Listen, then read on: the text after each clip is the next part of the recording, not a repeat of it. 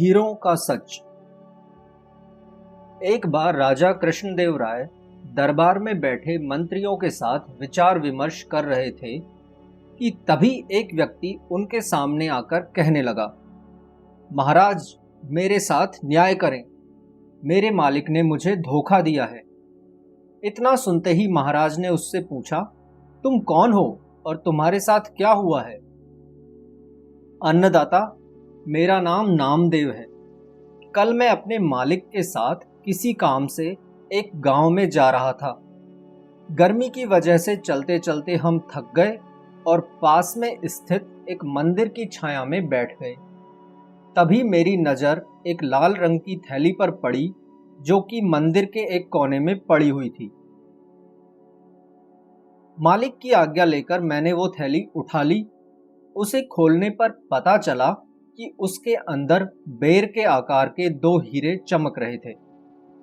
हीरे मंदिर में पाए गए थे, इसलिए उन पर राज्य का अधिकार था। परंतु मेरे मालिक ने मुझसे ये बात किसी को भी बताने से मना किया और कहा कि हम दोनों इसमें से एक एक हीरा रख लेंगे।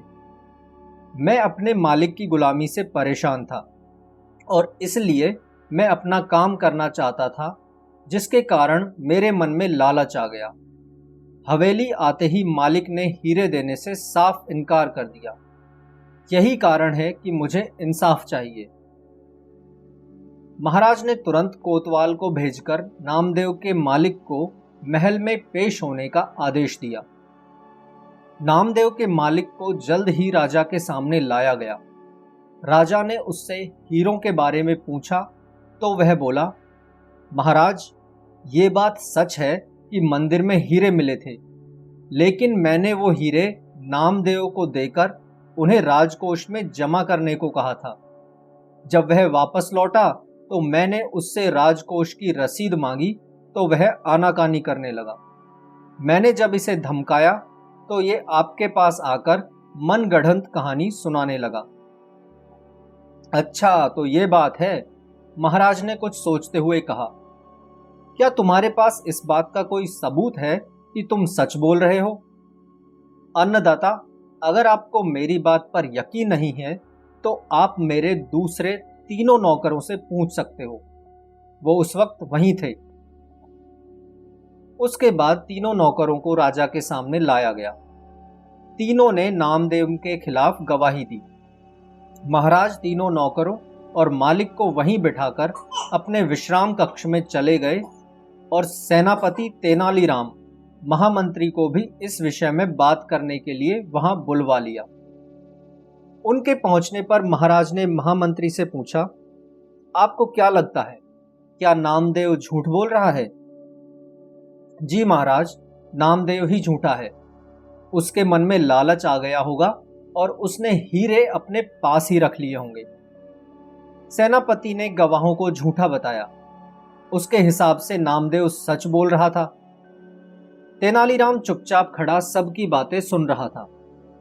तब महाराज ने उसकी ओर देखते हुए उसकी राय मांगी। तेनालीराम बोला, महाराज, कौन झूठा है और कौन सच्चा, इस बात का अभी पता लग जाएगा, परंतु आप लोगों को कुछ समय के लिए पर्दे के पीछे छुपना होगा।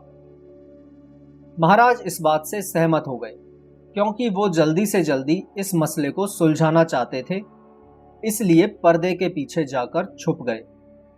महामंत्री और सेनापति मुंह सिकोड़ते हुए पर्दे के पीछे चले गए।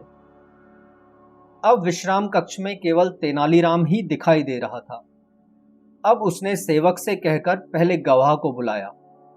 गवाह के आने पर तेनालीराम ने पूछा, क्या तुम्हारे मालिक ने तुम्हारे सामने नामदेव को हीरे दिए थे? जी हां।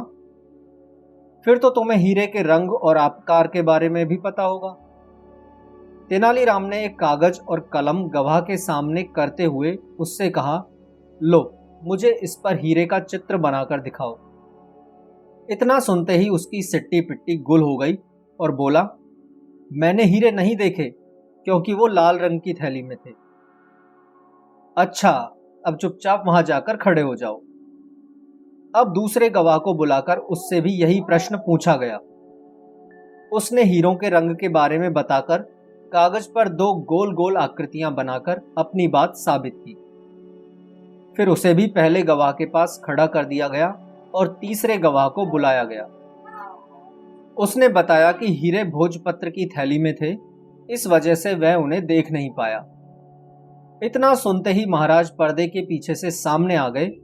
महाराज को देखते ही तीनों घबरा गए और समझ गए कि अब सच बोलने में ही उनकी भलाई है। तीनों महाराज के पैरों को पकड़कर माफी मांगने लगे और बोले, हमें झूठ बोलने के लिए हमारे मालिक ने धमकाया था और नौकरी से निकालने की धमकी दी थी, इसलिए हमें झूठ बोलना पड़ा। महाराज ने तुरंत मालिक के घर की तलाशी के आदेश दे दिए। तलाशी लेने पर दोनों हीरे बरामद कर लिए गए। सजा के तौर पर मालिक को 10,000 स्वर्ण मुद्राएं नामदेव को देनी पड़ी और 20,000 स्वर्ण मुद्राएं जुर्माने के तौर पर भरनी पड़ी, जबकि बरामद हुए दोनों हीरे राजकोष में जमा कर दिए गए। इस प्रकार तेनालीराम की मदद से महाराज ने नामदेव के हक में फैसला सुनाया।